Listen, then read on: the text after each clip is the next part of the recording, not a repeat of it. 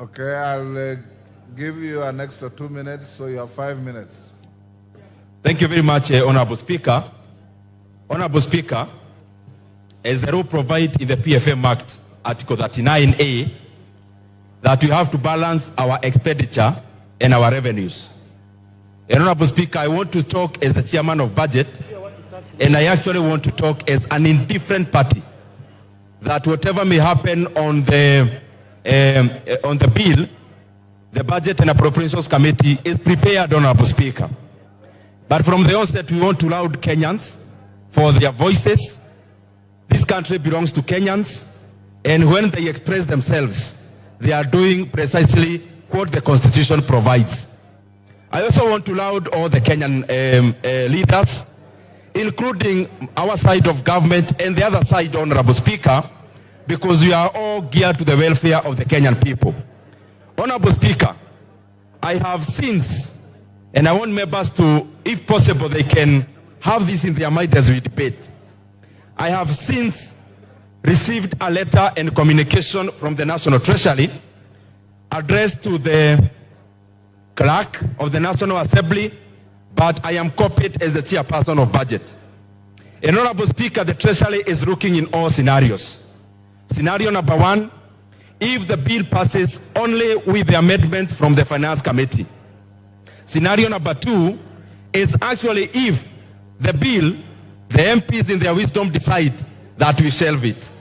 Honorable Speaker, if the status quo remains, that we pass the bill as proposed by the Honorable Kimani Kuria and the committee, the appropriations bill passes as it is, Honorable Speaker, as we did last week.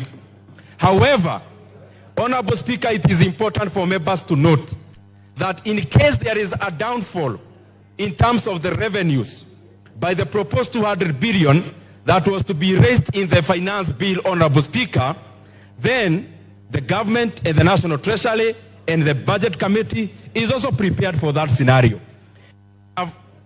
And I have communication, Honorable Speaker, from the National Treasury from the proposals. And I wish that I read some of them, that if the bill does not pass, Honorable Speaker, we'll be reducing the budget for the State House for 51 million, budget at the State Office of the President for 51 million, security organs, defense, for example, will be losing 7.75 billion, ongoing pivots in our constituencies will have to shelve that ambition by reducing by 800 million, Honorable Speaker. Higher Education Loans Board will be losing 3.2 billion. Honorable Speaker, the JSS teachers, 46,000 of them, Honorable Speaker, by letting this bill pass, will actually be giving jobs at the permanent and pensionable.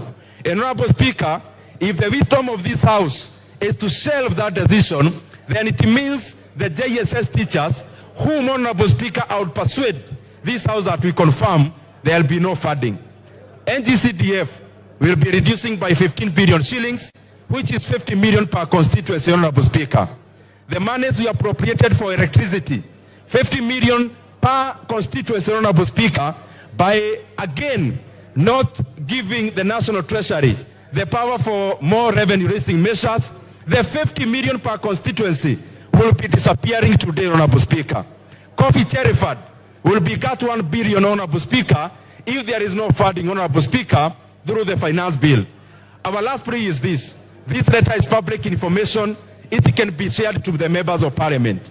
Honorable Speaker, my plea is this, as the chairman of budget, that if it's possible, the House Business Committee can actually bring the appropriations bill this afternoon. That the decision that we take in the finance bill, we can also cascade the same by appropriating the proposed cuts in the appropriation bill so that we can finish the entire business today, Honorable Speaker.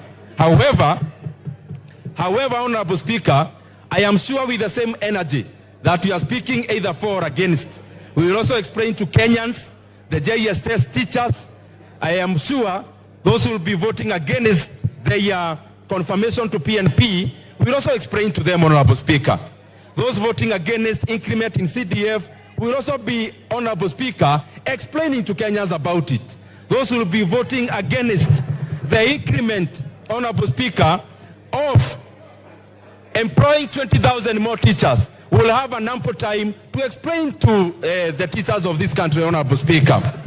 And Honorable Speaker, the proposed cut in terms of roads is 15 billion. Those will be voting against the increment of 15 billion to roads. I am sure they'll eloquently explain to Kenyans about it also, Honorable Speaker. A minute to finish.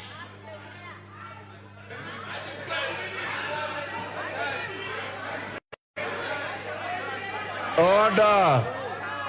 Honorable Speaker. Order, honorable members. Order. Order. Give him 3 minutes and wind up. Honorable Speaker, I want to be very objective. Honorable Speaker, these are the proposed cuts in case there is no revenue-raising measures as proposed by Honorable Kimani Kuria. Honorable Speaker, number one, as I said, I want to be very clear. State House has been cut money 500 million. Office of the President another 500 million. Security like defense is 7.75 billion cuts. Honorable Speaker, the same. We have already promised our JSS teachers that the 46,000 of them will be employed and on permanent and pensionable. Honorable Speaker, if we don't give the National Treasury the power for revenue-raising measures, it means the people will be voting against the confirmation of the 46,000 interns. Will have ample time to explain to them how they voted against them getting permanent jobs, Honorable Speaker. Honorable Speaker, the reduction in NGCDF is 15 billion shillings.